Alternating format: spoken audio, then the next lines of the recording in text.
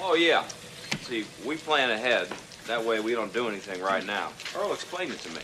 Now, say my name. Dead Wire Live. I am Jeff. I am joined with Kevin. This is our very first live stream, everybody. So welcome aboard. We might have had a couple of guests that couldn't tune in this time. That is A-OK. We will have them back another time. This is going to be largely a panel show. So if you're into that, that's what we do here. So Kevin, say hello to everybody. Hello to everybody. How's it going? Nobody's answering. Nobody's answering. No, that's quite okay. Now, we do have a couple of topics we're just going to touch upon, and this will be a short and quick, simple stream from us. We do a couple of shows. We do a Suns and Shadows podcast where we cover canceled television shows, classic television shows. We also have one on YouTube and on our Rumble channel where we talk about 0 Point reviews, which is a fun way of us having some quirky fun with movies we've seen before, classics, cult classics, and we just thought it was time to start up a live stream and talk about like topical things, pop culture, video games, movies, and everything in between. And if things pop up in regards to anything else, that's what we're going to do here. Guys, Kevin and I are both like wrestling fans, so that may pop up from time to time too. And no pun intended on that one. Yeah, you know, we may scream kayfabe here and there. You may scream it at me here and there, as you commonly do. That is very true. Now, Kevin, on our first topic, we're going to go back to 2023. We're a little late to this party, but did you have any fun movies or shows you caught during that time? Oh, gosh, in 23, the first one that pops into my mind is Super Mario Brothers, I think. Yep. I think that was the one that came out most recently that I really, really liked. Was Cocaine Bear last year? Or was that 2022? Cocaine Bear is probably my favorite thing that came out last year. Like, it had me laughing nonstop. Yeah, I really like that one too. I mean, I understand it's not like the best comedy, but and it's very much a gimmick, but I really appreciated like the comedy in it and some of the quirkiness to it, and it's just so stupid of an idea. It works. I'm a big fan of like B movies, so when you're talking like crazy animal creatures gone wild, I mean, you can't go wrong. You like Jaws. I mean, that's way more serious. But if you're talking like Jaws 4 or anything like that, like Birdemic, and any of these like stupid ass movies that make no sense and everybody deserves to die, I'm usually on board with those. So I got a kick out of it. I enjoyed it. Have it in the collection. Very proud to have it. Now, for me, the other ones outside of what you mentioned would be John Wick 4. Which I know I'm probably in the minority. We covered that on 0 Point reviews last summer, but I really like that one, like a ton, and very proud to own that. It's a 3-hour movie. It makes you earn it if you're a fan of the whole franchise. But then the other one I keep thinking of is Megan, actually, and my wife and I, we didn't see it in theaters. We got it eventually on Blu-ray, and then ultimately we ended up watching it and I thoroughly enjoyed it. And I'm like, that wasn't too bad, but it's not a horror movie. And that's where it gets a little slippery slopery for me, is like, it just doesn't really work as a horror movie, but it works as a fun little sci-fi flick with little horror elements in it. Gets a bit predictable, but it's still a lot of fun. So I actually got on board the Megan train as far as that went. Well, with your recommendation, I'll check that out, because from what the previews made it looked like it was the reboot of Child's Play, which was kind of a weird retelling of Frankenstein. Yeah. It wasn't the Child's Play that I was used to, but I expected this to be a weird doll gone rogue, or computerized AI gone rogue. I don't know if that is the case or not, but the goofy little Tyrone Bigham dance that she does in the preview just really made me want to see it. Actually, I just haven't gotten around to it. Well, it is a bit. It's not so much like Child's Play, where it's a demon possessing a doll or a human trapping its spirit inside of a doll, but Yeah. it is a bit of like that toy nature. It's almost like you took like Short Circuit and God, what's the other goddamn movie? Short Circuit and goddamn, like Small World, like the TV show from the 80s. You know, you take like a sweet little innocent robot that's supposed to be your friend, and Chopping Mall. I mean, you watched Chopping Mall with me last year. So you cross like a little bit of those three, and that's basically what you get, but without like any excessive kills. Nothing's terribly bloody, but it's got some good atmosphere. It has really good pacing, in my opinion. And I think it would have benefited more if it was more of a horror movie, but the fact that they toned it down the way they did and made it a bit PG-13, it worked. It's a Blumhouse movie, I believe. Correct me if I'm wrong, please. But I really enjoyed it, but it's definitely not much of a horror movie. I would have liked it if it was more of one. But as we look at the 2024 movies that are going to be coming out this year, there might be a bright spot here or there. Oh, and I think didn't it come out last year was Five Nights at Freddy's. I still need to watch that. My kids have seen that, and I still haven't watched it. And I'm sorry, people at home going, great parenting. Shaggy's in it. I'm not afraid. For them. That's okay. Now, I've never played the games. I've never really like read the books or any of that, but I know enough of Five Nights at Freddy's, like what the games are about. I used to watch like Markiplier videos with my wife, Jacksepticeye. So I am aware of like the gameplay and how they go. I just never watched them all the way through for like any story points. My wife, however, she's really big into the lore. She's reading all the books. I basically got her the whole book collection for her birthday. And she's going through the novels now, and she's watched all those like let's play walkthrough videos just for like Markiplier, Jacksepticeye, and everybody else. She totally gets a kick out of it. Markiplier does the most of them, it appears. But at the same time, she really enjoyed the movie. She just felt like it didn't dip into the source material enough. She felt like they could have done a little bit more. But the fact that they're going to be doing more, and it was the Henson Company that did all the puppetry in the movie, that gives it easy extra points for me because I'm a huge Farscape and Muppet fan. Like, yo, keep the Henson Company alive and well and give us that, legit puppetry instead of the CGI crap. Now, if you wanted something a little more horrific, though, because Five Nights really isn't as horrific as you would think, you want to take a look at Willy's Wonderland. That is more the violent version of Five Nights that you would want to check out. That was my favorite picture of that year. I think that was 2021. I want to say 21, but I'm not positive. I think the bottom tagline says 2020 isn't over yet. Right. And that movie was like okay, that. It yeah, just maybe. Called to me. I loved the humor and horror in it and how they avoided gore and still made it splattery. Yeah. Such a dope flick. Yeah, I'm pretty pleased to have that in my collection now, too, because that came out pretty quick. But, as we go along, I might think of more movies from 2023. But as far as TV shows go, there really wasn't a whole lot that came out last year that really wooed me. I really wanted to check out The Continental. Never got around to it, unfortunately.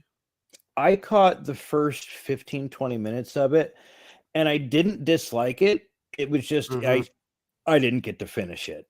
And it wasn't so action-packed at the time that I was like, oh, I need to finish it. I'll get there. It wasn't bad by any means. For an origin story, it still looks pretty cool. Yeah. Yeah, as far as like any other like TV shows, like, yeah, I watched a couple Netflix originals like 1899, which is fantastic, from the creators of Dark. Loved that. It got canceled, unfortunately. Already? Oh yeah, that one season and they killed it. It didn't get enough members or new watches or complete watches. However, they do their formula these days. There's a great article out there. I should find it and put it in the description below so people can check it out. But basically, Netflix goes by how many subscribers are watching, how many new subscribers are pulled in by a particular show, and how many minutes they watch, and if they watch to completion of the show. So if you only watch like the first 2 episodes and never finish, that's less than a 50% completion rate on that show. That's a problem. They don't like that. And ultimately, that's what led to like a bunch of other shows getting canceled on Netflix. Now, not all Netflix shows are fantastic or good. My wife and I enjoy the show You, which is pretty good. We get a kick out of that. I never got around to checking out One Piece. It's on my list. And maybe Wednesday was the last show my wife and I watched together on that. We're still behind. She wants to watch The Crown. We'll eventually get to that as well. But anything else? Like, they don't have Voltron ended a long time ago.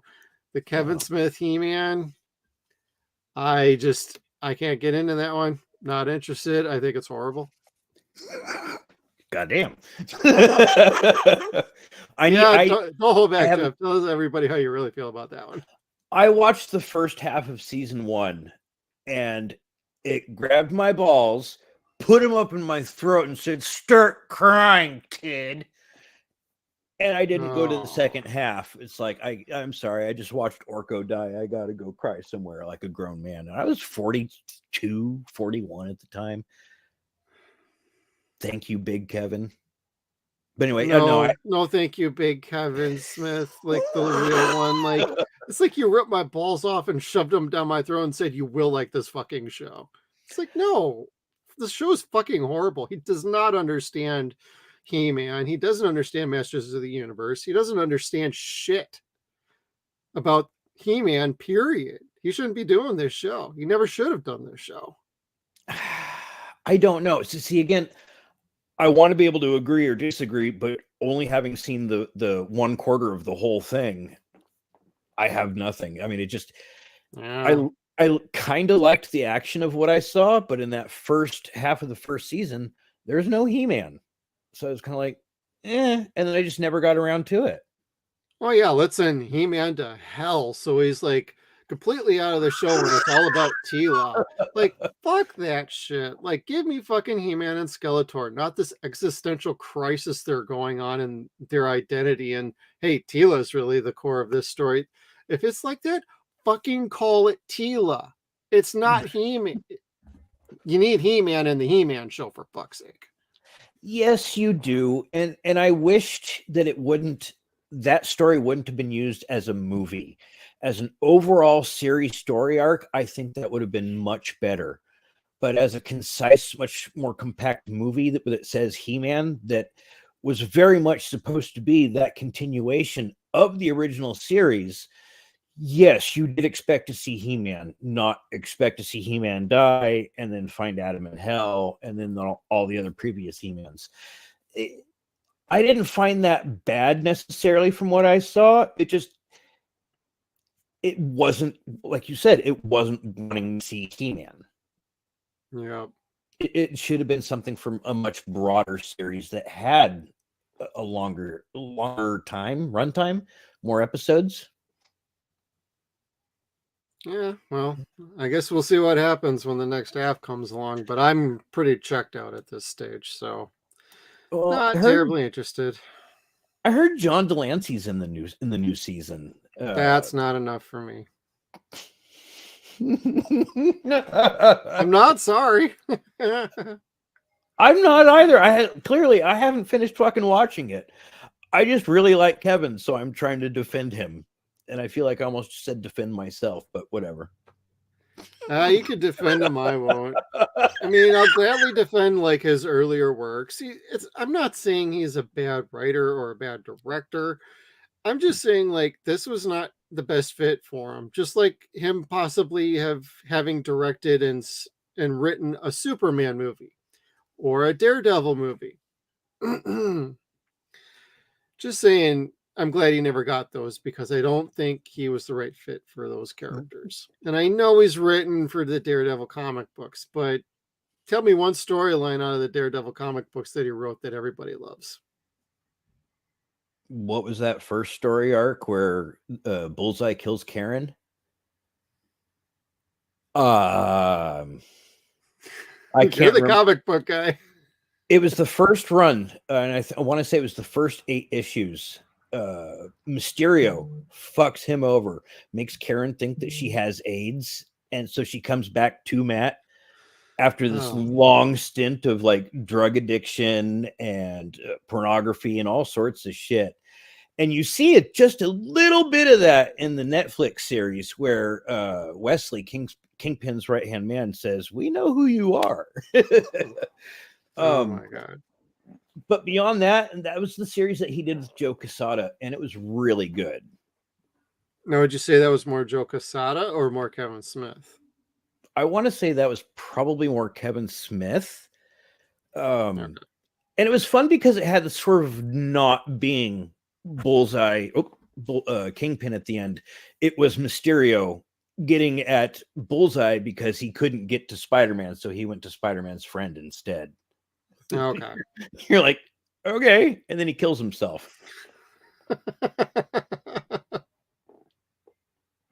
I liked it. Guardian Devil. Man. That was the name of it. Guardian Devil. Guardian Devil. All right. Duly noted. Because there was a baby that was supposed to be possessed by the devil. Oh, like Marlena in Days of Our Lives from when we were in our teens? Yep. Jesus Christ. I just saw a Twitter post on there recently about that too. It's like, if you recognize this image, you were alive when Marlena was possessed by the devil on Days of Our Lives. And I'm like, yep, I was a freshman in college when that happened. The 90s were cool. Watching it live. Jack Black. I loved them, Marlena and John. They were or cool. whatever he was being called at that particular moment in time. Father, whatever, Roman, you, I don't know. Excuse me. Well, as sand flows through the hourglass, so are the minutes of our first live cast. Kevin, you want to look at some movies for this year? What have we got? We had a list that we were going to have everybody look at. Here it is. Oh, this is much better than what I had. The year in movies. I haven't even seen or heard of a lot of these coming out. And some of them I'm really excited about. Others I'm like, are we? I'm not sure. Well, let's run through the list. Yeah. So number 1, Night Swim. We've already missed that. What is that? I've not heard of that or anything. I remember seeing a trailer for this when my wife and I went and saw Godzilla -1. Mm-hmm. It's some sort of, I don't know what's the best way to describe that movie. It's basically involving a pool, a death, and somebody goes missing. So it's kind of like, I don't know. It looked like Lady in Water, unless I'm thinking of a completely different movie. So let's lead that into the next movie. Or we're going to jump one ahead. I'm sorry. Lady in the Water, What Lies Beneath, The Screaming Skull. All those movies are kind of the same thing. Yeah. Madam Web reminds me of a movie. Yeah, okay, that's coming out on Valentine's Day. That's a date night, right? Everyone's going to want to go out and go to the movies, take somebody out. Don't go see Madam Web. If you are looking to take a date out for the first time or to sleep with someone for the first time, Madam Web is not the movie to take them to. This is from the same production company that brought you Morbius. No. But it's a Marvel movie, Kevin. Sony Marvel movie. I took a really cute girl to go see Spawn when that first came out. Oh, I bet you got laid that night. Well, no. Or something spawned. Yeah, when I got home by myself and it was just me and the cat, but no. And then a couple of years later, another situation that's very similar, took a girl out to go see What Lies Beneath. Okay. And that was all sold out, so we didn't get to see it. So I was like, well, that movie The Cell is playing. That looks kind of cool. Ooh, that's a good movie though. No, it wasn't. No, it wasn't. I like The Cell. I'm not going to say it was a great story, but I enjoyed it. I It was loved very D'Onofrio. beautiful artistically. Yes, that it was. That it was. And I loved D'Onofrio in all of his various forms in that movie. Exactly. D'Onofrio made that work, not Jennifer Lawrence. But Yeah. Jennifer Lopez. Lopez. She and the seals were just kind of confusing. The rest of it was really fascinating, but not so much them.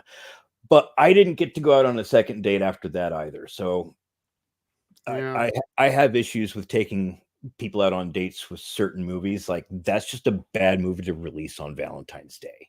What are they thinking?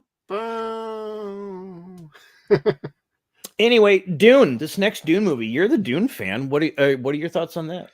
I'm very excited, except for the popcorn bucket that they just showcased across the internet for the AMC movie theaters, where it's got basically the sandworm enveloping the top cover, and it's very perverted. And anybody who's watching us, if you haven't seen the Dune popcorn bucket, I don't have an image of it, but seriously, like, Google it and you'll understand exactly why in about 5 seconds why that's a great trick for somebody at home to play with. Step 1, cut a hole in the box. Well, this is when you reach into the box after you've cut in and you're still caught by the hand at the top of the bucket. If anybody remembers the movie Teeth, that's kind of what your hand's going into with the popcorn bucket. Ah, yes.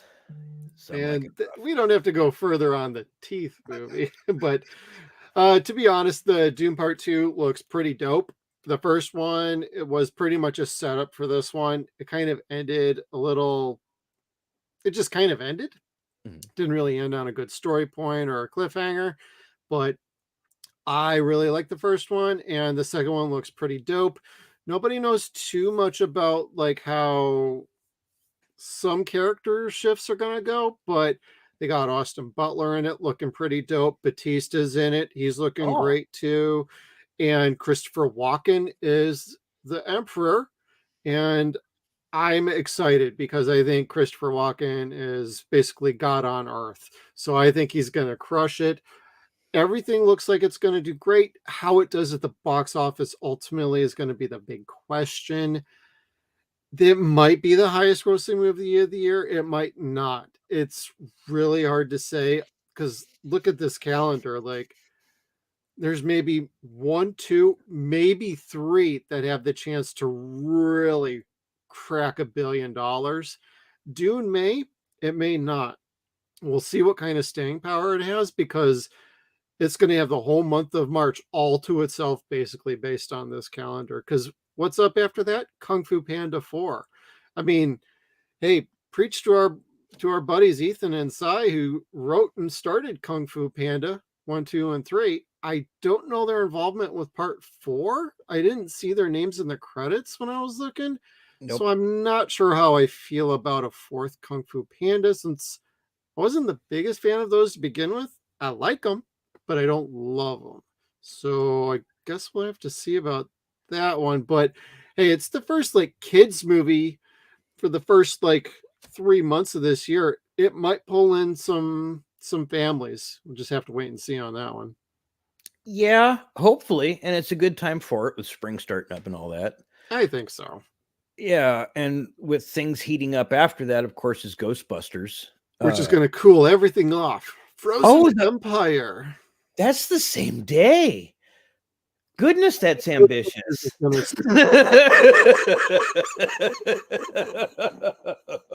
mean, it's also ultimately going to come down to what most people felt about Afterlife. This is basically the sequel, but with everybody coming back, aside from maybe Rick Moranis not coming back.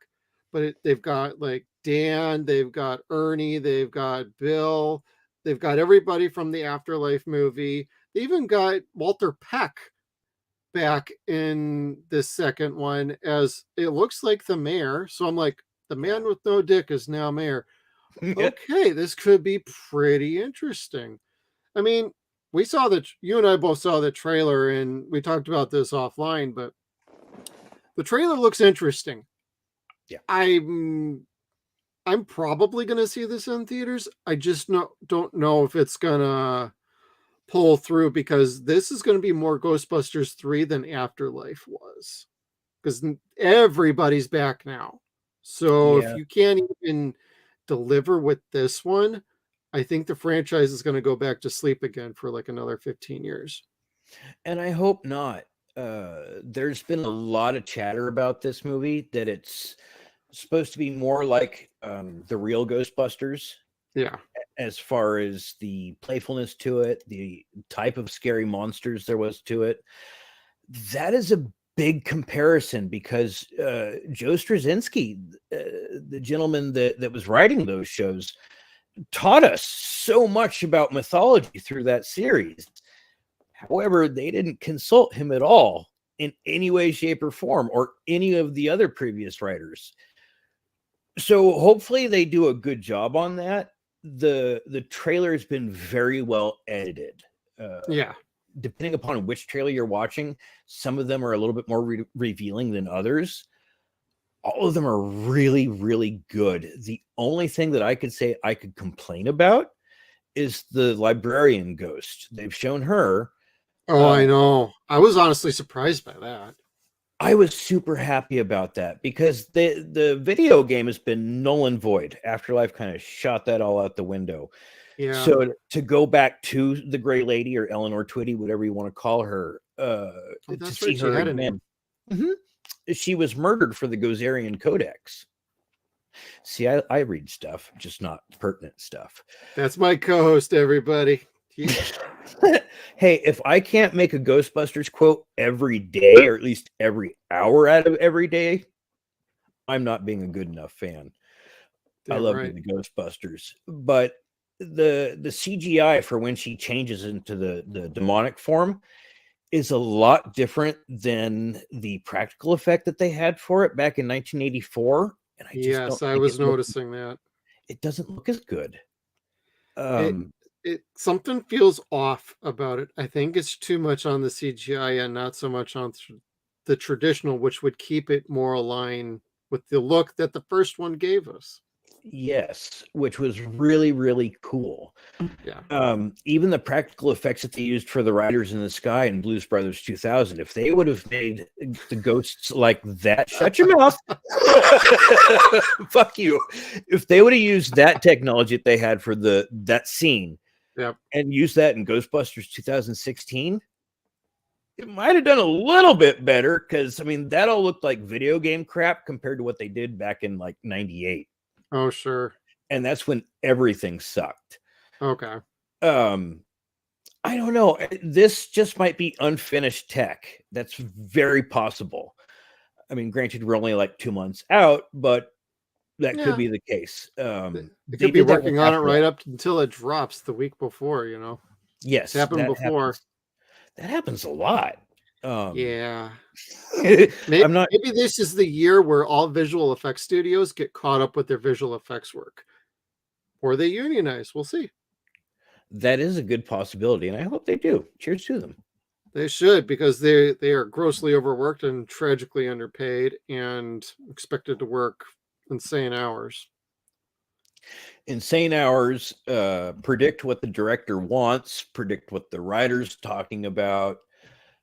They're amazing folks with amazing imaginations, and they put up with a lot of bullshit.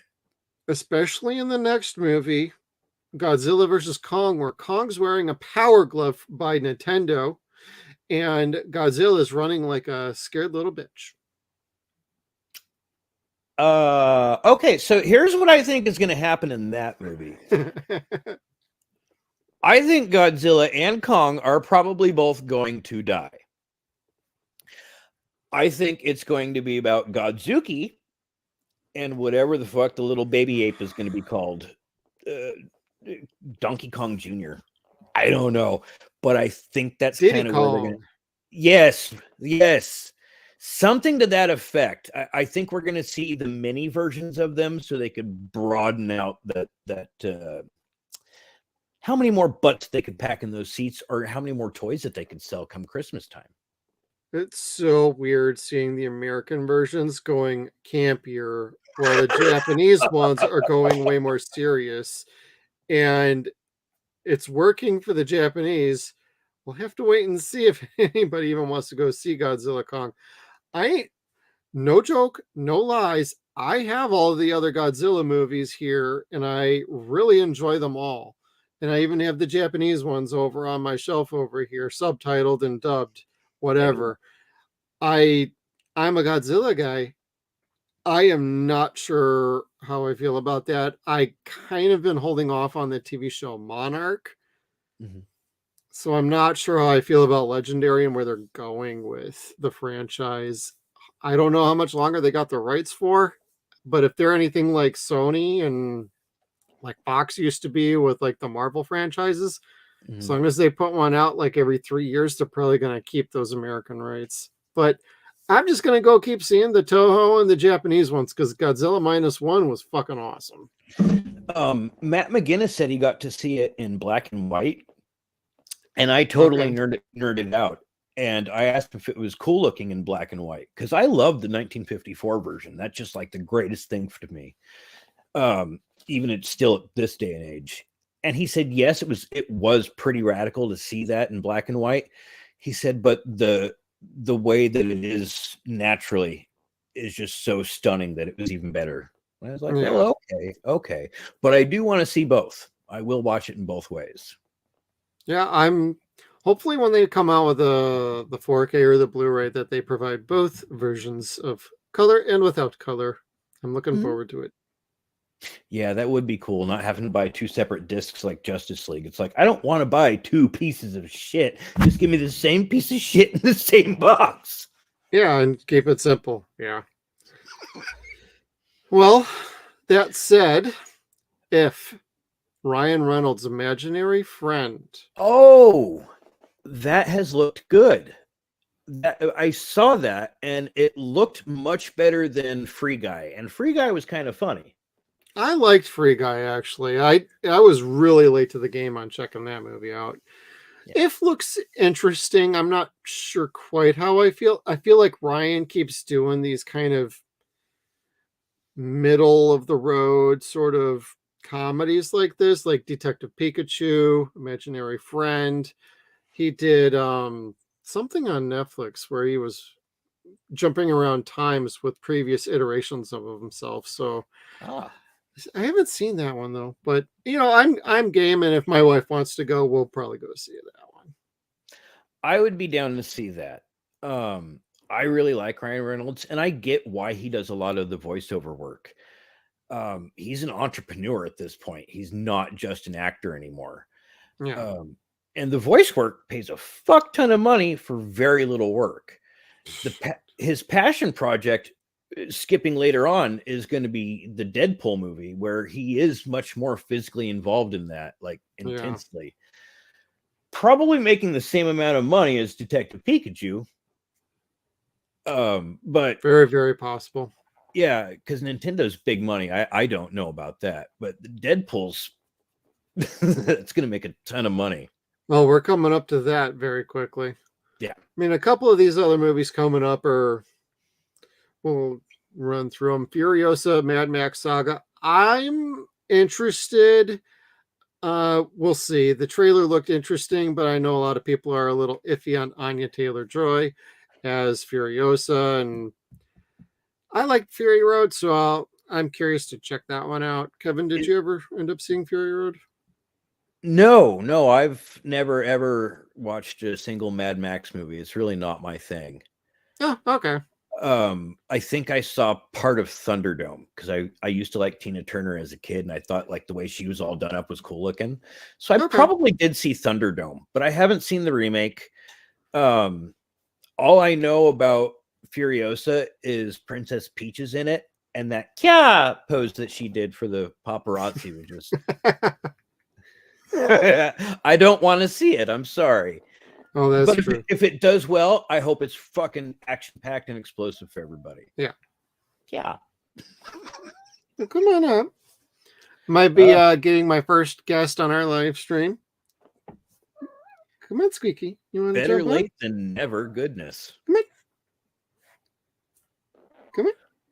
Well, she'll jump up when she wants to jump up. Next up, Kingdom. Well, speaking of pets, Kingdom of the Planet of the Apes. I still haven't seen the newer Planet of the Apes movies that started with the James Franco one, like Rise of the Planet and whatnot. I still haven't seen them. I do have those in my collection, still kind of boxed up and sealed, but I got it like super cheap. So I guess I'll watch those come around May and see if I'm even interested. The trailer looks fine. I guess we'll see when we cross that bridge. I didn't even know they were making that till I saw a trailer like a few months ago. There's been 3 now. This is number 4 apparently. 4. Hey, good for them, I guess. Yeah, so that low-key make the money that weekend, I would think. Between that and Furiosa, I think Kingdom's probably gonna win the weekend on that one. Really? I think so. I think more people will be more interested in that than they would be Furiosa. But we'll end up having to see. I prefer a real Mad Max movie. All things being said, but following that though, we got Ballerina, the John Wick spinoff. I'm there. Day one, end of story. Don't care. I'm gonna be there. And Keanu is going to be making an appearance in the movie as John Wick. So I'm calling that John Wick 4.5. I'm there. 4.5. I just hope it's not a 3 hour. It does not need to be a 3 hour movie.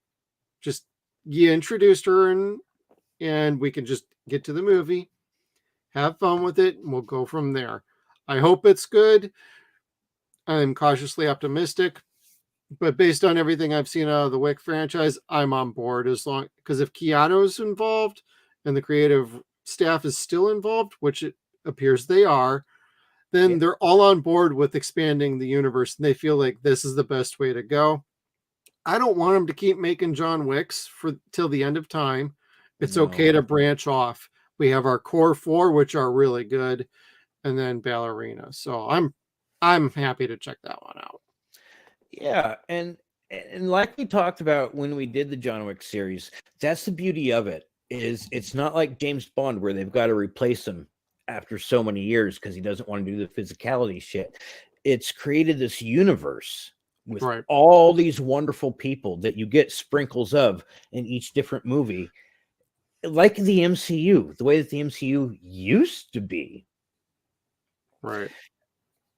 Take note, Disney.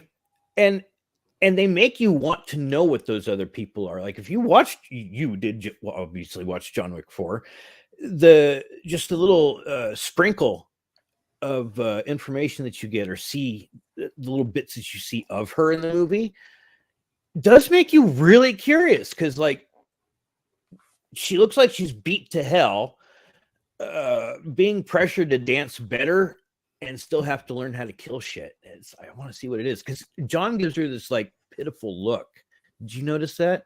Oh yeah, I did. Yeah. So yeah, I'm pretty excited for that. And then there's Bad Boys 4. I like Bad Boys. I thought the last one, Bad Boys for Life, was the last one they were going to be making. I think they would have saved Bad Boys for Life for the title for this movie, potentially. It would have made sense instead of Bad Boys 3. But if they wind up staying in prison for the rest of their life, I think they're going to wind up owing Eddie Murphy money. Well, that also brings up a good thing, a good point, is that Beverly Hills Cop Axel Foley, which is Beverly Hills Cop 4, is dropping on Netflix in 2024.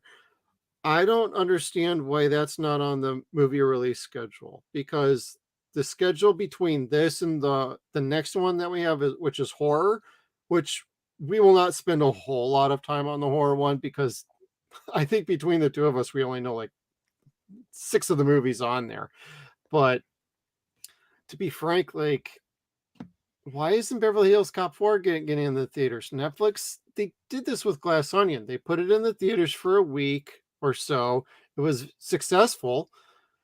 The way 2024 is looking, it's a little sparse. There's an opening in here to throw Beverly Hills Cop 4. When you go to October to November, you got Joker on the 4th and Venom on the 8th. You could drop Beverly Hills Cop right dab smack in the middle. You could probably get 2 solid weeks out of there. Yeah, kind of. Or even during the flipping summer, because up next you're talking Inside Out 2. That one speaks for itself. That one should make money. I don't know if it'll crack $1 billion. It might. But then you got A Quiet Place Day 1 on the 28th. Despicable Me 4 on July 3rd. There's something that could be there for an action movie for Eddie Murphy. Get the damn thing off Netflix. Put it on in the theaters for like a month. Then put it on Netflix towards the end of the year. Yeah. I don't know. That's a weird move on Paramount's part. Why it's not on Paramount Plus is a little bit beyond me. I get why it's not in the theaters, because part 3 went to theaters and that was horrible. I saw it in theaters. I can agree. I lived right next to the park, Great America, and that was Yeah. the only reason why they filmed it there, is because like they wanted to sell this new theme park that they bought. Yeah. They did a good job with the theme park, just didn't need to make a fucking movie with Eddie Murphy in it about it. Right. But everybody returns for this series, which makes me happy. Initially, when they were talking about doing it, it was supposed to be like Shaft, where Shaft is there, but it's about his nephew, which was Sam Jackson in that movie. Oh, true. Yeah, and that's not the worst thing in the world, but I don't think that's the direction that they're going anymore. Right. Going back to what was it, A Quiet Place? Is that what it is? I can't watch those movies but more than once. Well, And this is like the prequel to the prequel. I thought Yeah. A Quiet Place Part 2 was, well, A Quiet Place Part 2 was actually the opening was a prequel. It really wasn't, but this Yeah. is the prequel. I like the first one. Second one I still haven't seen, but it's got Cillian Murphy in it. So I probably will see that. I don't know if I'm interested in seeing a third one. No, and I know what it's supposed to be about. Like when they landed, it was just utter chaos, and that's what it's going to be.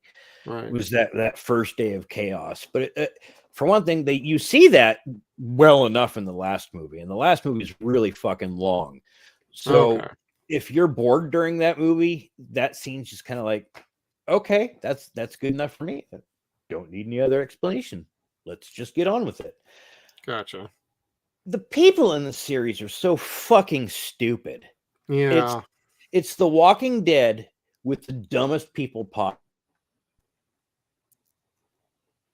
And it's just, I didn't really care for it. People not knowing how to shut their fucking mouths. Yeah. I have kids, so I understand that's very hard for them to fucking do. But after the first movie, the second movie was not enough for me to want to come back for the third. Although I did like Murphy in the second movie. He was really good in it. I liked him. Okay. Yeah. He's an anti-hero. I like Cillian Murphy. He's great in just about everything he does. But let's see here. We got Despicable Me 4. I think that largely speaks for itself. That's probably going to make really good money. Twisters, Kevin. Are you excited for Twisters 2 or Twister 2? Here is my thought on Twisters. If there is not a parody porn movie called Titty Twisters that coincides, it's all for naught. And set in the From Dusk Till Dawn universe. The Titty Twisters. Instead of Full Tilt Boogie, we got to do Titty Twisters. That's fucking awesome. So I'll watch anything that Helen Hunt does because she's amazing. She's not in this. Well then, so okay, what It I has was no ties to the first one at all. It's just a more modern version of. It's basically a reboot, but with multiple tornadoes again. well, milking that cash cow. As it's flying around. Yeah, sure. Okay, yeah, so that's offensive. And people were saying it was offensive You're to welcome. begin with. Yes. Well, they didn't want a sequel to Twister without Bill Paxton. And clearly he's not coming back, and no one should use AI to bring actors back for any reason. Now knowing that Helen Hunt's not involved with it, yeah, there's no fucking reason whatsoever. There's just not.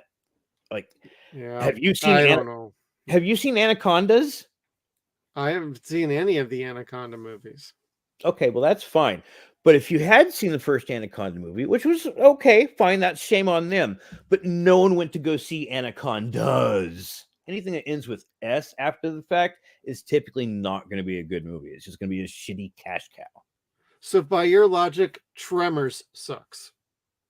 No, the first movie was not called Tremor. Tremors 2? Aftershocks? There was not an aftershock. See, they went okay with that. Steve knows how to fucking write things grammatically correct. What about Aliens? That was a shitty horror film. Okay, moving on. It was a dope action flick. I know, I'm just messing with you. I just wanted to see how many people went click. And then we lost everybody else. Oh well. All right, Kevin. The gem on this list is probably going to be Deadpool 3.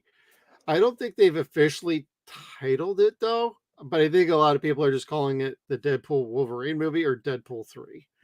I think that's probably the one Disney Marvel project this year that's probably going to crack $1 billion. As long as it's good, it'll break it. I know it will. The question is will it be good? They got a lot of cameo porn going on in the movie, though. I'm good with that. They did that in the first movie. I'm fine with it, too. Unfortunately, some of the cameo porn got cut out of the first flick, but it's all in the second one, especially if you get the superhero extended edition. Right. I have all 3 editions of part 2. So it's like they could put out complete crap and I'd probably be like, this is so much fun. They showed the First Class X-Men in the second movie. Yep. I don't know if that was in the theatrical version or not, but it was still fun to see. That was there, but both movies were equally good. Like, is the second movie as powerful as the first? In some ways, yes, and in some ways, no. But considering this has been a passion project for both actors for a long time, or at least fucking Deadpool's been trying to make this happen for God knows how many years. Sure. I don't think either one of them are going to settle for a shit movie. I think this is probably going to be the best thing that Marvel has put out since Endgame. Yeah, probably. Well, and it's largely Ryan's project. Yeah. He's largely been given the freedom to do whatever he wants. Now, there's rumors out there that there's some shenanigans going on behind the scenes and that he may be leaving. Like, after Deadpool 3, that's probably it for Deadpool-centered movies. I guess we'll find out. We'll see what's rumor, what's not rumor. But I wouldn't be surprised if he's a little sick of their shit. And once Deadpool 3 and Wolverine is done and over, if they want him in a movie, as long as they pay his fee, I'm sure he'll play Deadpool in whatever movie they want. But as far as a full Deadpool movie, this is probably the end of the road. Oh, I think they should go with the Deadpool kills the Marvel Universe. Yeah. My godbrother loves that book. He does. Yeah.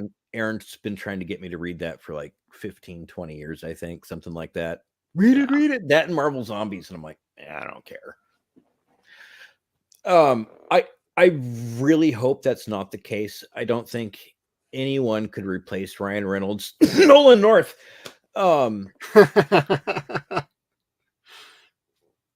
I love Nolan North. Ryan Reynolds is perfect. There's nothing wrong with him. But if Right. you played any video game that has Deadpool in it, that's Nolan North. And he does 3 voices for Deadpool, and they work together so wonderfully. Like, play the video game if you haven't. Right. I've seen little bits and pieces that have been like leaked of this, like a fight scene between Deadpool and Wolverine.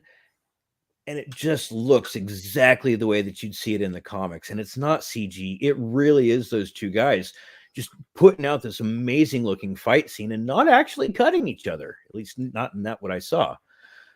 And from what I gather, Wolverine is going to lose his sleeves at some point. And I think that's going to be a huge pop for the audience, like the skeet, skeet, skeet moment.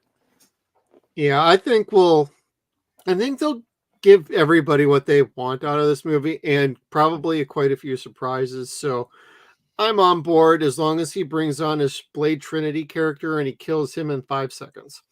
That is my one ask, because that's still technically a Marvel movie. I like Hannibal King. It was everything else in that movie that sucked, except for Triple H and Pac-Man. Anyway, just somebody give Triple H a little bit of a heads up before somebody wants a press conference with him again right now. What's happening in his world? Anything? Any shit landing on him? Well, the press conference after Royal Rumble, he gave some pretty horrible answers to things. He should have been briefed by the public relations department, but they didn't. So he gave some pretty stock bad answers. Somebody else should have just led the conference right away with a blanket statement, and you got like a few questions after this. If we can answer them, great. If we can't, after you ask a few questions, this is over for the rest of the conference. They never should have let Cody talk, even though Cody did just fine answering the questions. And then later, Triple H, they asked him questions, and he just was like, "Oh, I haven't read the brief. This, that, the other. Oh, we're just focusing on the positive." It's like, I understand you had a busy 3 days, but the lawsuit was filed 4 days ago. Yeah. And you don't know anything about it. I like Triple H, don't get me wrong, but don't tell me he didn't read a damn thing or he didn't know about it. He just didn't want to answer the questions, because somebody should have given him a statement to read, or somebody should have done the statement for him before anything even started.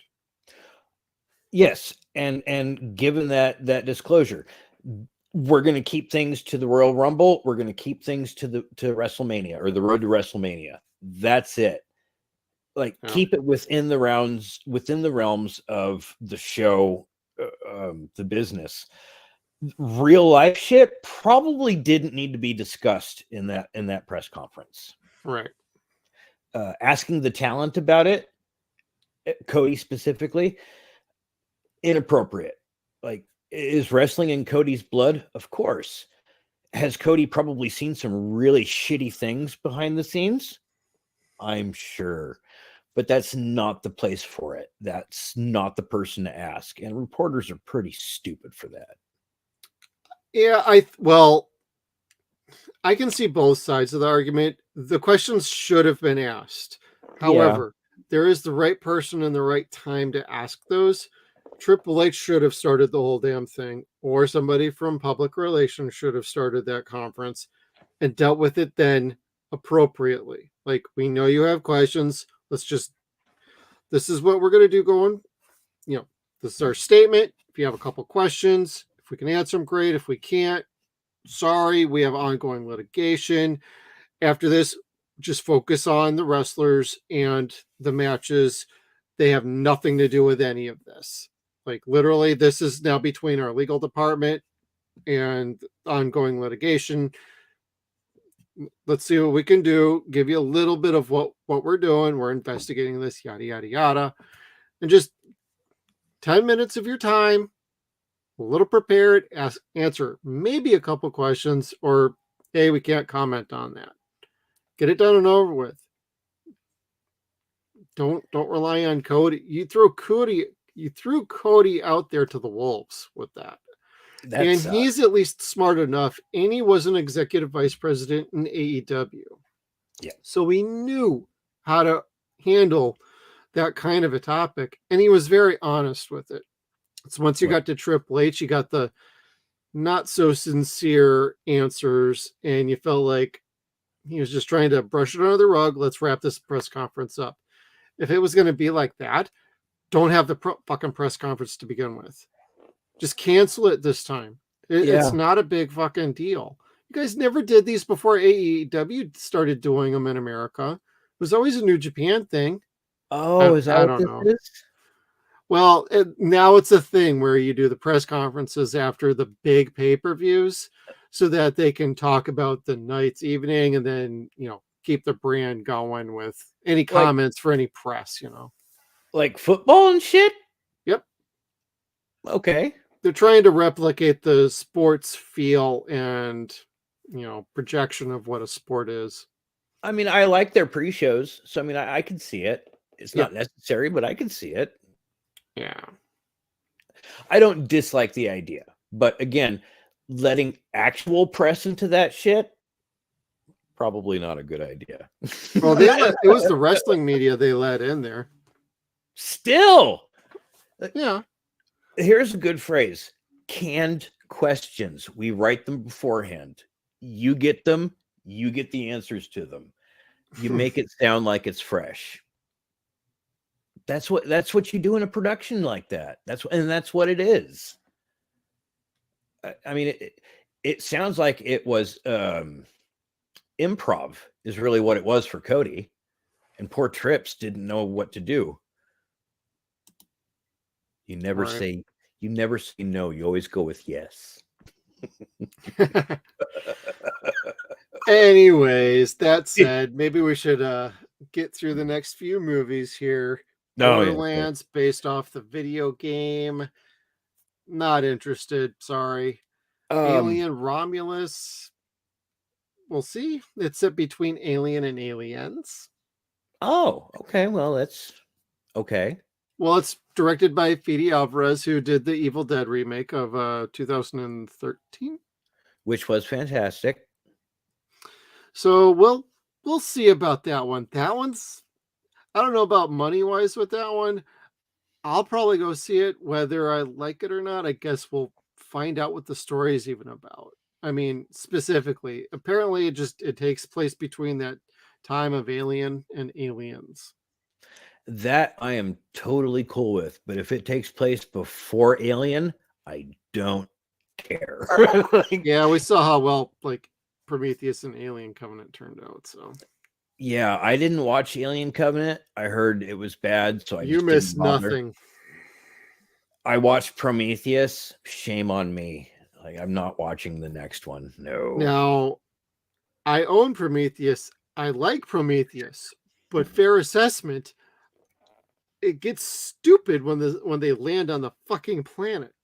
The scientists completely lose any semblance of how scientists would truly act in situations. So that said, I still like the movie just fine, but Alien Covenant is pure trash. Is it? And that's supposed to be where the fucking bother. And that's supposed to be where the xenomorphs come from, yeah? Yeah, I mean, because I mean, that really feel compelled to watch it. Just go in knowing this movie is stupid as fuck, and they waste every good character in that movie. They do that in all the Alien movies, just about. Well, you're talking guys like Michael Fassbender, Magneto from the First Class movies. I know. And other good movies, except for Assassin's Creed. But I didn't watch that one. I don't want to go on a rant because I think Fassbender's too fucking good to be messing around with the fucking Alien movies anymore. Fair enough. But I mean, if it's a payday, it's a payday. And I mean, yeah, as long as you walked away with a nice paycheck, that's all I care about. But true. You might know more about Kraven the Hunter. I mean, that looks. I saw a trailer. This movie was supposed to come out a year ago. Was it? Yeah, it's done. but they delayed it by a year, probably to work on special effects. I'm not terribly interested in based on the trailer I saw. It looks violent and aggressive. However, it bears no semblance to any Craven iteration that I've ever seen. My guess, what they might have been waiting for, and probably not, but my guess would be, is they were waiting for the video game Spider-Man 2 to come out on the PS5, which, like, Craven is the villain throughout 3/4 of the game. And he is quite formidable in that. Like, you read the old Spider-Man comics throughout the 60s and 80s, and Craven's like, he's really not the worst character, but he's not the best either. Like, he's not the greatest. They bump him up several notches in the video game to where he's just as crazy as he is strong. Like, his whole family hunts each other. It's the survival of the fittest, even throughout the family. Mhm. So it's really weird. So I'm not sure how the movie's gonna go without Spider-Man, because, like, his big thing is he needs to hunt Spider-Man because that's the greatest hunt that there is on the planet right now. I don't know why he's never met Wolverine. I don't know. I'm not looking forward to it. I love Aaron. He's a great actor. He was great as Quicksilver. Different kind of Quicksilver than what the Fox Quicksilver is. Right. But which I prefer. But I love him in Kick-Ass. I can't say anything bad about Kick-Ass. So Kick-Ass is great, yeah. For him, I hope the movie does well. With Sony's track record, I don't foresee it doing well at all, or being good. So yeah, I do not have good feeling about how Craven's going to turn out. So it's probably going to be another bust. But they did it on a low enough budget. We'll see.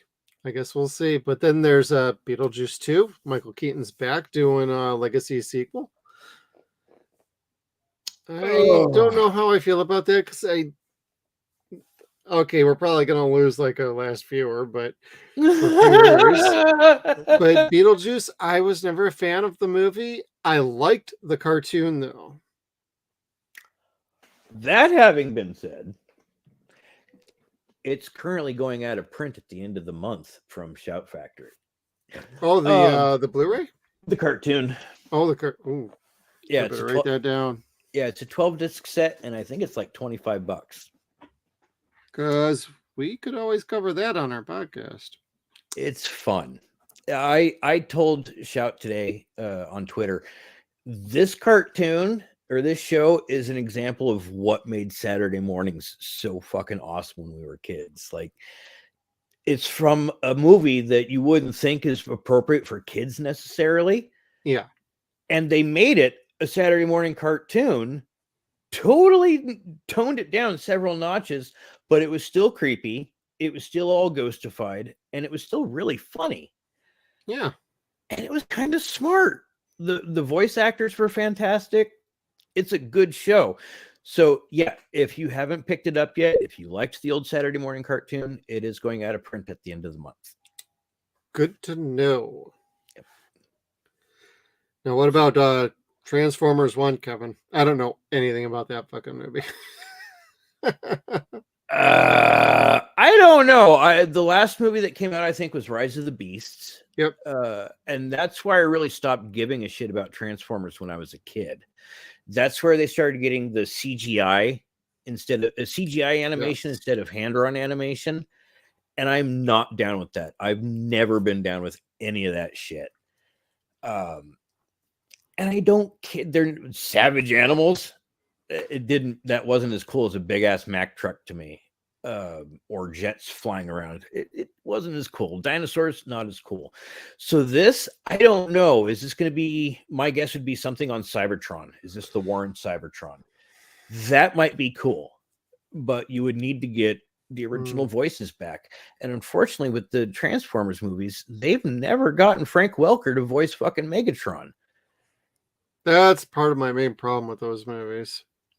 Like you have him. You even have him in the movie.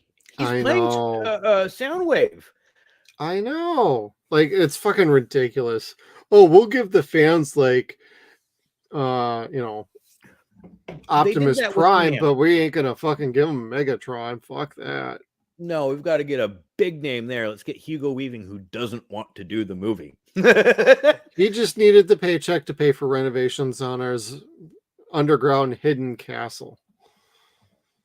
Hey, if I could make one of those, hey, why not? Well, that's why Jeremy Irons did the Dungeons and Dragons movie from the late 90s. He needed the paycheck to do renovations on his castle.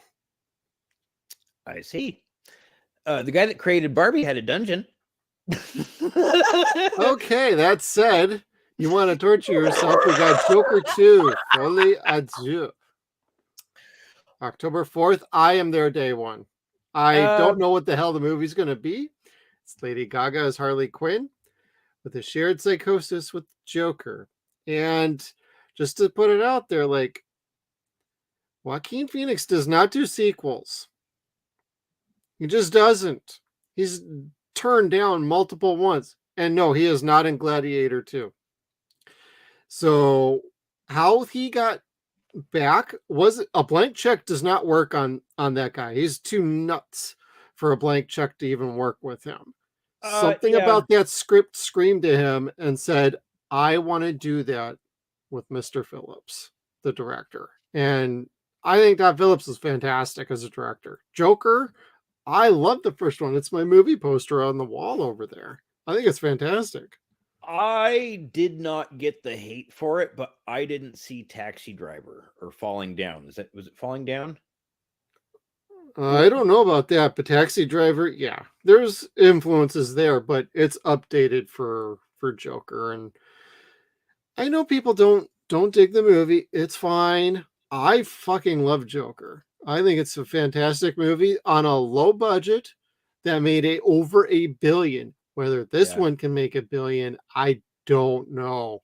This is another one of those movies where people ask, why are they doing a Joker 2? It's not necessary, but what's it really about? Nobody knows the side of like the casting and the title and the very minimal screenshots or photo snaps that have been released. We don't know what the fuck the movie's about. Joker and Harley, but beyond that, what? So it's really hard to judge what it's going to be. Then, of course, there's the whole rumors about it's a musical. It's already been stated the movie is not a fucking musical. It has a musical number in it. Somebody could be losing their mind, and it's a delusion. It's not a musical. Now, if it ends up being a musical, I will eat my words on that. But so many people have said, like, it's not a musical. It's not that. But we can't tell you what the movie's about, but it's not a musical. Yes, we got Lady Gaga. She can sing. She probably will sing in this movie. It's not a musical, though, is what I'm hearing. But if it's a musical, that's experimental, and I guess we'll find out. The Ladies' Man wasn't a musical. It had a musical number. It's cool. Neither was White Chicks, but that still got made. Oh, did it? Did You it have a musical that. number? The Wayans Brothers, bro. Yeah. I remember Hold My Poodle, Hold My Poodle. I don't remember the musical number necessarily. I love Terry Crews in that movie. What my guess what Joker would be is probably the psychotic story of how they fall in love within Arkham. That's what I'm thinking. I'm thinking they're co-opting the Mad Love story a little bit.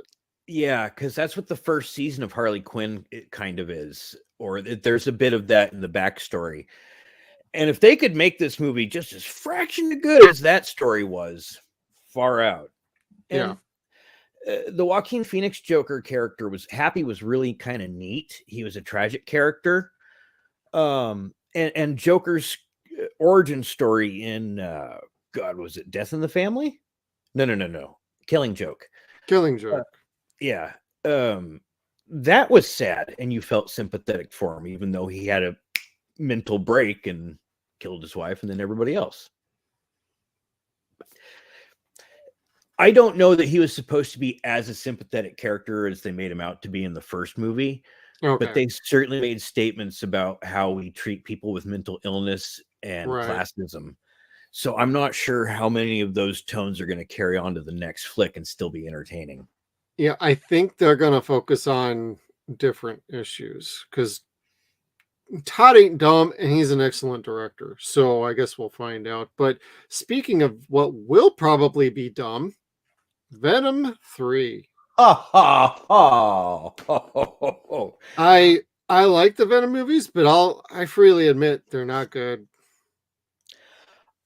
I really like the Venom concept they've created for these movies. It is not the Venom that I grew up with from the comic books. It's not Todd McFarlane by any means, shape, or form. Because I did read those when I was growing up a little bit. I didn't collect them, but I got to read them from a friend. So yeah.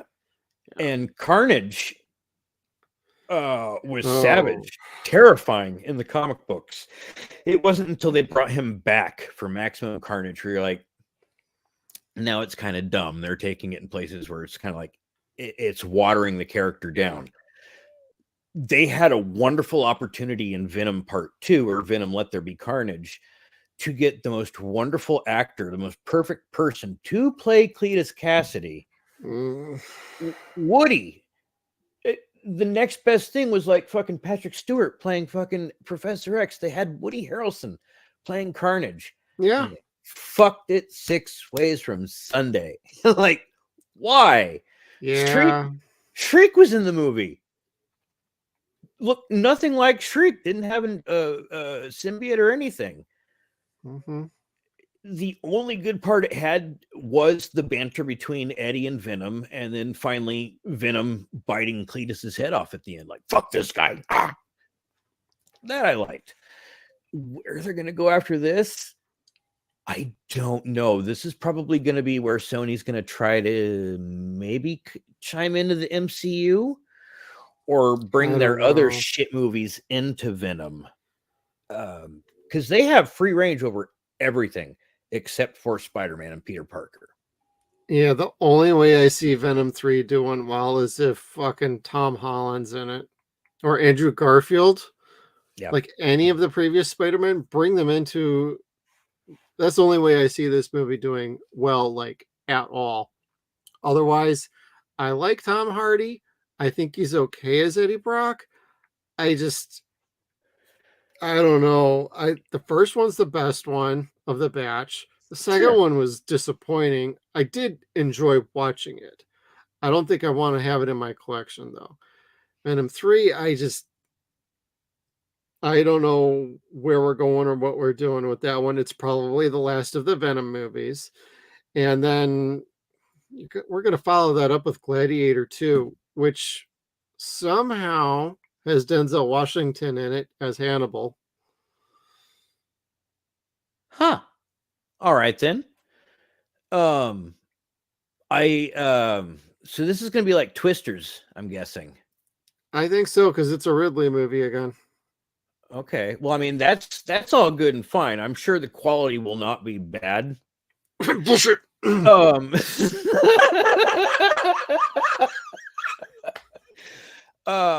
The first Gladiator is a masterpiece. I learned to hate Joaquin Phoenix at a very young age because he was so sinister as the Emperor, or whatever his name was, Ducius in that movie.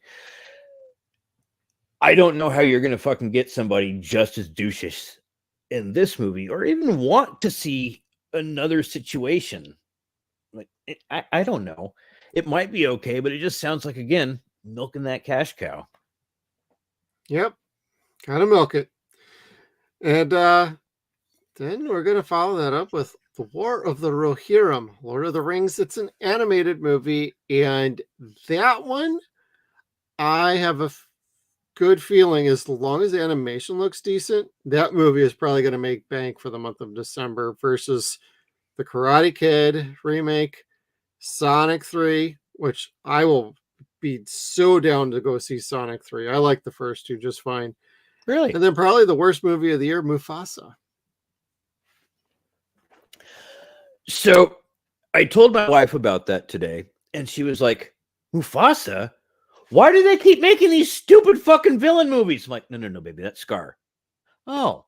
Yep. Why do they keep making these stupid fucking prequel movies? I'm like, I don't know. That's a good question. It's going to be zombie mode by Disney. That's what I think. The Living Dead Mufasa. Well, it's like, okay, is this going to be a live action flick? Because they have a 100% failure rate with all of their live action flicks. It's live action. Disney is going through this phase, and so is Warner Brothers, where they're trying to restructure everything so they could lose money to make money. Can they go through a goth phase instead? I mean, it'd be less temperamental. We might actually get some good soundtracks out of something like that, I would think. The piercings will close up too, and some of them you can even hide. And the tats and the total, like, dark blue hair, I'd totally be down for that.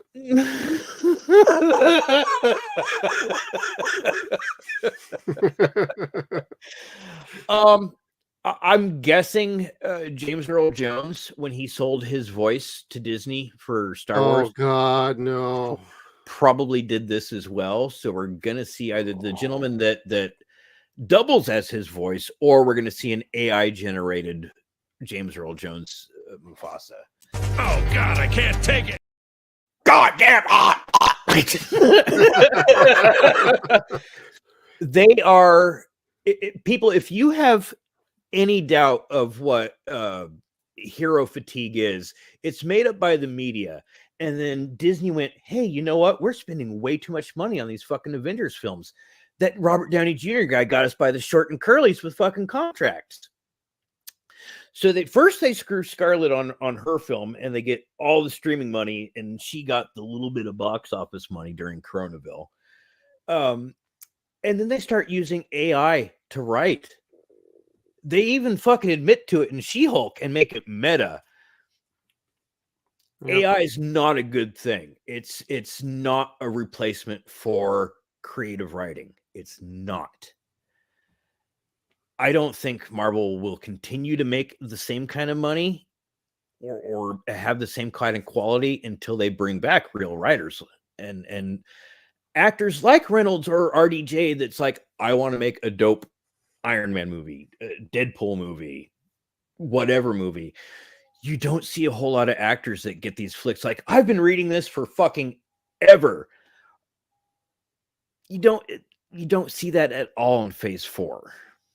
So I don't know what we're going to see in Phase 5.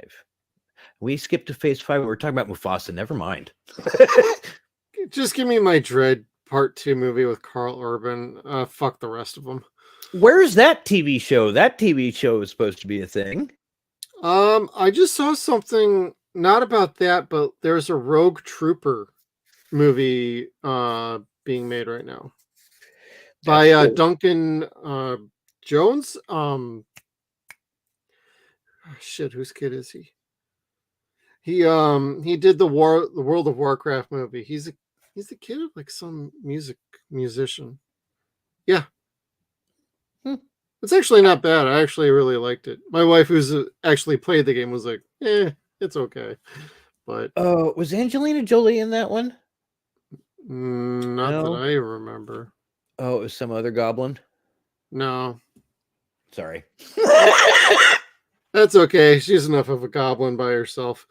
But, on this list, there's some movies that could do well this year, and I guess we'll end up seeing how well they turn out. But there's a couple of very promising ones. I think that Lord of the Rings movie is going to win December, though. Or, I think Lord of the Rings. Sonic 3 will probably do very well. Karate Kid. That they're redoing that with Jackie Chan and Ralph Macchio. Oh. So I don't even know what, and they're doing like a search to cast the lead in it. So what they're doing, I do not know how well that's going to work. I don't know why it's not following up Cobra Kai. Why not just make Cobra Kai a fucking movie at this point? It's 6 seasons on Netflix. Just make the fucking movie. Probably because Netflix owns the rights to that shit. And Sony probably still owns it for the movies. And so this is what they're doing. Mm-hmm. My wife was just like, please don't let Jaden be a part of this. Like, his dad pulled so many strings for that shit, and it smelled so bad. It's like, well, yeah, kind of. Well, Will had to bitch slap somebody for that shit. No shit. Just why did it have to be Jackie? I love Jackie. Golly, I didn't like the Karate Kid when I was a kid. When Ninja Turtles came out, I wanted to learn martial arts like every other kid did. Yeah. And so my parents, being the cheap fuckers that they are, rented the Karate Kid, and my dad's like, "Here, watch this, learn karate." Movie's so fucking shitty. And I'm sorry for the people at home that grew up with that thinking that like, oh, this movie's awesome. No, go watch fucking Three Ninjas. It's just as good. Surf Ninjas. Yeah, that too. Or God, what was the one that had Hulk Hogan in it? Did Hulk Hogan had one with Three Ninjas in it? Yes. Is that was that the Three Ninjas at the theme park ride, or that one had Leslie Nielsen in it? I don't know. Something like that, yeah. I didn't like Karate Kid. I didn't like Karate Kid 2, 3, the new Karate Kids, Hilary Swank or Jaden. I'm not a Cobra Kai fan. I'm just not a fan of the whole IP. I can see that. I like the Karate Kid, but I kind of checked out when they did the new Karate Kid. But after that, like the remake with Jaden, I'm like, just call it the Kung Fu fucking Kid because it's not karate at that point anyway. It never was. It was Taekwondo. Well, right. I mean, there's been missteps, and Cobra Kai was enjoyable the first like season or two. I am way far behind, so I do not know how well it's doing on Netflix, but apparently it's doing good enough that it's been renewed multiple times. So, yeah, and it's wrapping up. So, I guess we'll find out what's going on, and the actors aren't aging at a rapid rate that's going to make them ineligible to play their characters anymore. Yeah. Stranger Things. All right, Kevin. You want to talk some horror movies on this list? Is there anything on here that you are interested in? So Nosferatu, that sounded neat because Robert Eggers, the man who did Lighthouse. Oh. The Witch. The Northman. The last of those flicks, or that type of flick that I saw, was Shadow of the Vampire. And that was a very different movie from what I was expecting it to be. It's not bad by any means. It's just very different. So I wouldn't mind seeing a Nosferatu movie. I just don't know. Is it going to be in English? Yes. Is it going to have sound at all?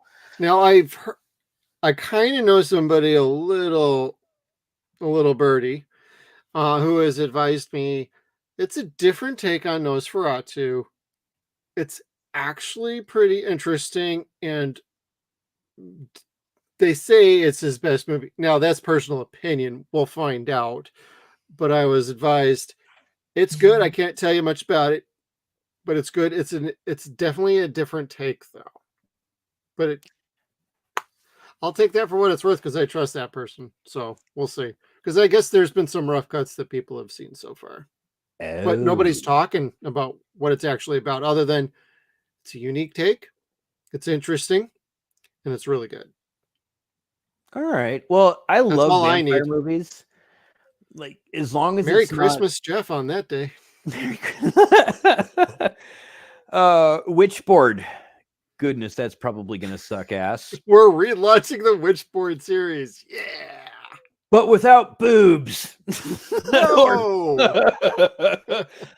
Max Ean. Tell me that has something to do with Maximum Overdrive. I have no idea, to be honest. I didn't even know about that till we pulled this image up the other day. And I still haven't looked. Huh. Let's see here. Salem's Lot. Yeah. I don't know about another remake.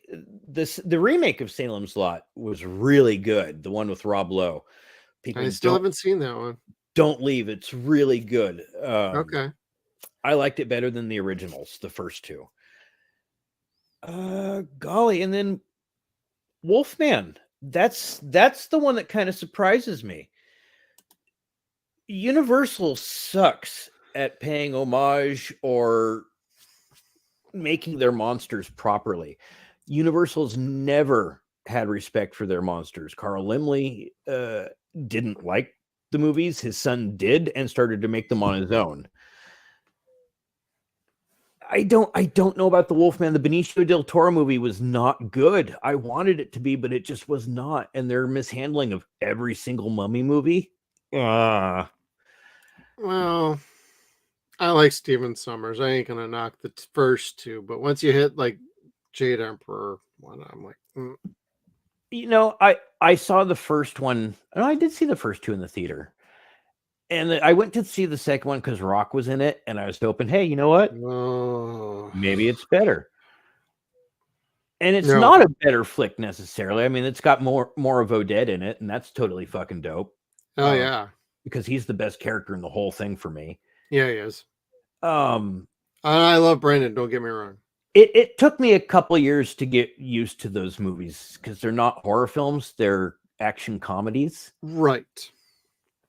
And I didn't know that going into it. And the same thing happened with Van Helsing. And I was like, this is a great big steamy pile of dog shit. Like, what is this crap? Oh, Van Helsing should have been fucking dope. And yeah, but from what I understand, they have they're very much invested in relaunching and restoring the Dark Universe because it's actually going to be part of a big theme park attraction because Universal Studios in Florida is doing a massive park that'll be on par with like Disneyland, and they're in the middle of construction. It should be completed in a year or two. Wow. There's a YouTuber, Drunk 3PO. He has a great video where he goes in depth about the Universal Park, and it was on Geeks and Gamers Daily too. So yes, everybody watching, I'm a Geeks and Gamers Daily guy. I really like watching them. Check them out. They do talk about theme parks from time to time, but Jay, Drunk 3PO, you might recognize him from our Die Hard video that we shoehorned him into, but they went over like what they're doing, and like Dark Universe is getting its own area. So Universal has a vested interest in actually trying to do good. And Universal this last year won the box office. They defeated Disney for the first time in like a few years. And they've been playing the tortoise in the race versus the hare known as Disney. And they're winning right now. Yeah. They have the Nintendo World, which is at Universal Studios in California. Oh, is it? Which apparently is fucking awesome. And then they've been working on all their other stuff there, and it's turning out fantastic too. And the fact they're going like big or going home with their Universal one in Orlando, like from what I saw, that shit looks fucking dope. Harry Potter's getting his own little area, and they're developing a brand new ride on brand new technology. It's like that nobody knows about. They're keeping it such a proprietary secret because they know the second it gets unveiled, the competition's going to want in on that. And so based on everything that they're doing, like it gives a good impression that Universal is trying to bring things back to normal with the monster universe, the dark universe, which I think is very important because that is the bread and butter from years ago. It's been 50 years since they've gotten it right. Yep. 50. And hey, it goes in cycles. We could be ready for the renaissance of the old monster flicks. This is the perfect time to do it. Yeah.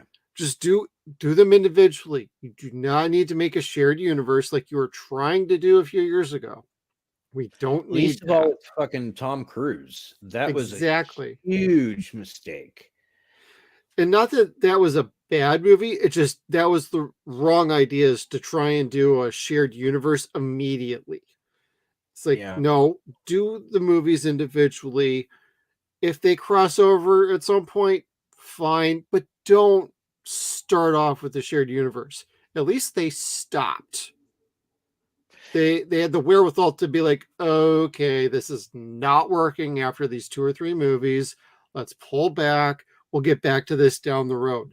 This is them coming back to it down the road after trying to organize, plan, and detail how they wanted to proceed. Based on how they've done with their horror movies, I know they've been a bit more mainstream. I'm feeling confident in Universal. Now, I'm not giving them the full green light. It's still yellow in my eyes, but I'm willing to run through the light if it's still yellow and give them a go, and we'll see what happens. I remember. But I want a trailer for Wolfman. Yeah, that would be nice. That would be nice. I don't know what their take is going to be. The effects in the Benicio del Toro movie were not bad. They were okay. Yeah. It was just a shitty movie. Yes. This has the opportunity to be something like, golly, what was that movie? Werewolf by Night. Yes. The best piece of work in all of Phase 4 was in this short little horror story. And there was no CGI at all with the werewolf. It was all practical effects. It was all done with lights. It was beautiful. It was everything that a horror film used to be, that the Wolfman should be and can be. It was in black and white and everyone fucking loved it. Yeah. It was fucking amazingly good. Yeah. And that, I think they should be looking at that and seeing, hey, that's proof concept. We can dip back into that. Like, you can do a really good black and white movie these days. I've seen it, so I guess we will find out about that one. Like, for me on this list, we've gone over a few of the other ones. I don't even know what some of these other ones are, like Horoscope, Imaginary, like Winnie the Blood and Honey Part 2. I still haven't seen the first one. Now, the two on here that I would say kind of catch my interest a little bit outside of Nosferatu, of course, is going to be The First Omen. This is catching my eye in not the best way. I think that's fucking stupid. Don't do that. And the other one on here is Terrifier 3. That should be pretty dope. The other one on here of note is the Crow remake. It's got Bill Skarsgård in it. They somehow finished shooting. It's supposed to come out later this year. I'm sorry, I'm not going to fucking watch it. No, I won't. But if it gives me the 4K of the Brandon Lee original Crow, I am all for it. Put that shit out so I can get my Crow 4K get made. Fair enough. So I'll put up with that being out, but I won't see it. I'm sorry. Not sorry. If I could put up with fucking the Crow Salvation being out. I'd rather watch Crow Stairway to Heaven, and that's on our list to watch on our podcast this year at some point. So I thought that was supposed to be good. It is good, oh. But it's different. It's not overly violent or anything, but it's a decent show. Yeah. The third Crow movie is actually okay. Most people don't are like, it sounds stupid because it went to direct to DVD. But Eric Mabius is a really good Crow. I liked him. Which one was Wicked Prayer? Was that the fourth one? That's what I'm thinking of, not Salvation. Wicked Prayer. That's the one with Tara Reid and Eddie Furlong. And you're just kind of like, no. Yeah, no. We do not speak of that one. And I'm not 100%, but I think Fred Ward might have been the bad guy. I think you're right. I'm not sure. And it was just really weird and creepy even for him. I'd rather watch Tremors 2 over and over again. I like Tremors 2. Oh, I know. That's not a knock. I'm just saying. If I want to watch Ward, I'm just going to watch Tremors 2. Or hell, Tremors 1 and 2 back-to-back on repeat. Mm-hmm. But on here, we've talked about most of the other ones of here. The rest of them, I don't even know about. The other one, Return to Silent Hill. That's a video game adaptation. Apparently, that's a little bit more of like a Silent Hill 2 movie version. I liked the first one by Christopher Gans. Apparently, he's back this time directing this one. I I don't know. We'll see. Okay. I didn't watch the second one when like everybody got changed and the story got changed from the first one. I'm like, I'm I reading it refuse to watch that one. and I'm like, the writers didn't read they didn't watch the first movie, did they? At all? Or play the games. Not even a little bit. Okay. Yep. They completely went off the fucking rail. I saw that with the first trailer. I'm like, I'm out. I like the first one just fine. The second one, no. I made it about 15, 20 minutes, and then it's like I had to go, and we never came back to it. And Brandy didn't like it either, so it's like I liked Ronan Mitra. Yeah, we liked the first one. The first one was pretty fantastic for what it was. Sean Bean was fucking great. Sean was, everybody was. Yeah. I can't think of her name, the young lady that plays the demon. Oh, she was amazing in that. Right. Yeah, I know it's not the greatest adaptation. I understand that, everybody. But as a movie on its own, for somebody who never played the Silent Hill games before that movie, by itself, that's a good movie. So by all accounts, I give that one a pass. I really enjoy the Resident Evil movies for what they are. And I do too. When I want to watch a movie that's more like the video games, I watch the animated features because those are really good and look just like some of the video games. Those are great. Silent Hill, I've only played, I think, the first or second one. Okay. And the movie was also, I think, my first introduction to it. I may be mistaken. Okay. But it is a closer adaptation to the games, I think, than the Resident Evil series was. So, I mean, there was nothing wrong at all for me in the first Silent Hill movie. But again, I didn't have that level of comparison like I did for Resident Evil. Right. And even having the knowledge of Resident Evil, I was kind of like, this is still kind of cool. Mila kicks ass. Oh yeah, I like Mila Jovovich. I'm biased. Who isn't? Her and Kate Beckinsale, like, I could retire happy. Both of them. Just saying. You don't see Underworld on this list. You do not see Underworld here. Yeah, that's too bad. But Kevin, any other opinions on this list? No, I don't think any of it really sounds all that fantastic. Ghostbusters is going to be probably the only thing that gets me out to the theater this year. I'm not big on going to the theater. Ghostbusters is one I'll want to take my kids to. There you go. I think you'll be okay with taking them. I might take Hunter to go see King Kong and Godzilla. Beetlejuice I might go see with my wife. Maybe not, but Ghostbusters I'll be there once or twice. Yeah, I think you'll be okay with that. See, saying horrible things, there have been certain events that occur during certain movies, comic book movies, Batman, that aren't safe to go to movie theaters anymore, so I try not to go in public areas as much. But goddamn, I'm willing to die for Ghostbusters. Yeah. I'll take the mass shooting to see Ghostbusters. I'll probably see about 4 or 6 movies myself. I don't care. Like Dune, of course, Ghostbusters, Ballerina, I'm there, Deadpool, Joker, and I don't know. I'll probably see one other one on here. We'll see. Honestly, the only other one that looks like I would be interested in it, God help me, is Despicable Me 4. And I've only seen the second one like in 5 minutes of it. And I was kind of like, this is okay. Yeah. So I that probably wouldn't bother me so much. From what I gathered, the Minions are pretty funny and don't get old.